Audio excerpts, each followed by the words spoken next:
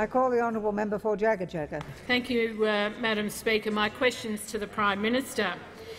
Independent analysis shows that couples on incomes of $62,000 a year who are still in the workforce and due to retire in 10 years' time stand to lose over $8,000 a year from the Prime Minister's cuts to part pensions.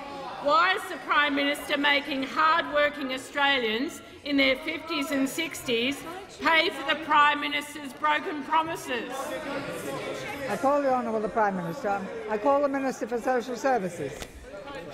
Madam Speaker, I thank the Prime Minister for the opportunity to respond to this question relating to the Rice-Warner analysis, which I assume that the member is referring to, because if you look at the Rice-Warner submission to the tax white paper, those whom the opposition is relying on for their policy advice in terms of making criticisms of the government, this is what they say in relation to social security and the age pension. We believe the part-age pension should be phased out. They want to abolish the part pension. Retirees should first spend their own assets and be eligible for a full-age pension when they fall below a threshold. We suggest that retirees should be allowed some exempt assets. It's kind. It would be appropriate for a couple to keep the family home up to a value of $1.5 million. That's it. They want to include the family home in the pension assets test. They're the advisers that those opposite are relying on. But it goes more, Madam Speaker. It goes more. They would allow a maximum amount of assets of just $500,000. $500,000. Madam Speaker, those opposite—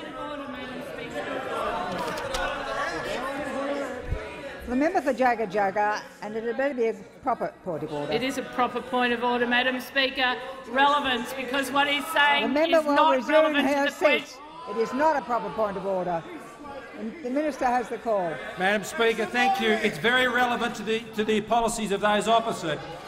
And they go on to say, Madam Speaker, if people run out of income but still have a valuable home, they have the choice of downsizing or requesting a government pension. What they're saying, Madam Speaker, is when you hit it, they want to force them to sell their house. Madam Speaker, those opposite have been exposed on this matter.